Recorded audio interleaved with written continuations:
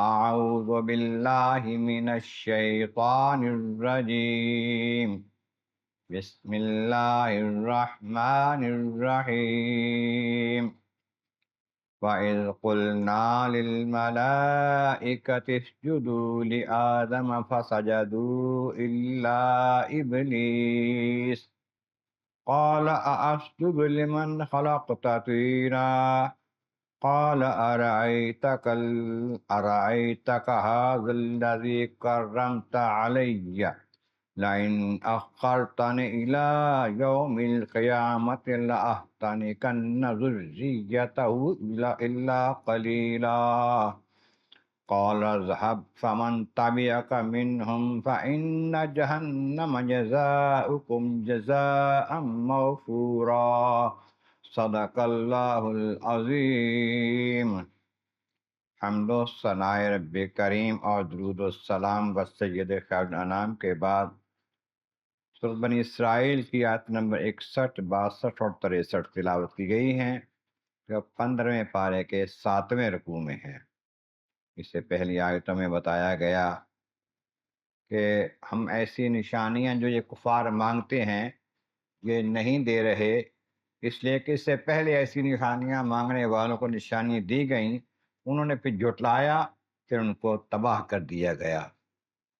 تو اگر ان کو بھی وہ نشانیاں دے دی جائیں جو یہ مانگتے ہیں تو ان کا بھی حال وہ ہوگا۔ ہم نے قوم سمود کو ایک اونٹنی دی نشانی کے طور پر، ظاہری طور پر دکھایا، جو نظر آتی تھی کہ یہ اللہ کی نشانی ہے، لیکن انہوں نے اس کے ساتھ ظلم کیا۔ اور پھر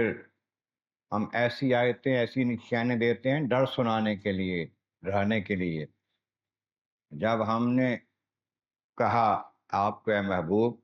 کہ آپ کا رب جو ہے سب لوگوں کو گھیرے ہوئے ہے، کوئی اس کے قابو سے باہر نہیں ہے، اس واسطے آپ کسی سے نہ ڈریں، اور جو آپ کو حکم ہے وہ کرتے چلے جائیں۔ اور آپ کو جو ہم نے دکھایا جو کچھ، یہ نشانی لوگوں کے لیے آزمائش کی باتیں تھیں۔ معراج کی شب آپ کو بہت کچھ دکھایا، آپ نے آ کے لوگوں کو بتایا، ان کے لیے یہ ایک آزمائش تھی، مانتے ہیں کہ نہیں مانتے ہیں۔ درخت جو جہنم میں ہوگا، جس کا کہا جاتا ہے کانٹوں کا والا اس کے پھل ہوں گے، کھائے نہیں جائیں گے، تو یہ ان کو کہا گیا، بتایا گیا کہ ملونہ درخت جس کی لعنت کی گئی جس پر، تو انہوں نے کہا کہ یہ تو کیسی باتیں ہیں، جہنم میں تو کیا تو آگ اتنی ہوگی کہ پتھر بھی جل جائیں گے، اور یہ درخت کیسے وہاں پر ہوگا؟ تو یہ ان کو آزمائش کے لیے کہا جا رہا ہے، جو بتایا جا رہا ہے،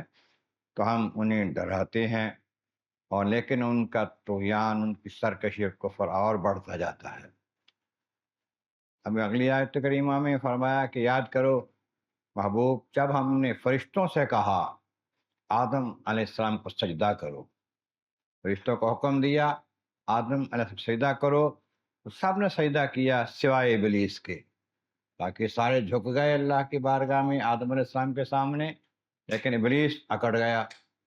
کالا، کہنے لگا اسجد لمن خلقت طینا، میں اس کو سجدہ کروں جسے تو نے گارے سے پیدا کیا، مجھے تو نے آگ سے پیدا کیا جو اوپر کو جاتی ہے، مٹی اور گارا نیچے کو جاتا ہے، وہ تو میرے سے زیادہ شان والے نہیں ہیں،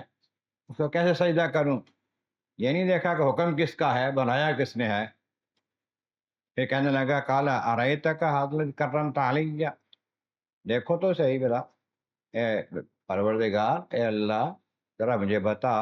کہ یہ ہے جس کو تو نے مجھ پر کرامت دی ہے، مجھ پر معزز کیا ہے اس کو، مجھے، میرے اوپر۔ ہاں دیکھیں اے اللہ، اگر تو مجھے مہلت دیتا ہے قیامت تک، زندگی دیتا ہے مجھے، اور مجھے کھلی چھٹی دیتا ہے،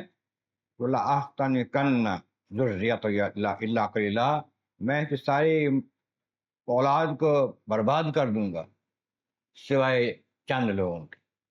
کچھ ہی ہیں جو بچ جائیں گے میرے سے، ورنہ میں سب کو برباد کر دوں گا، سب کو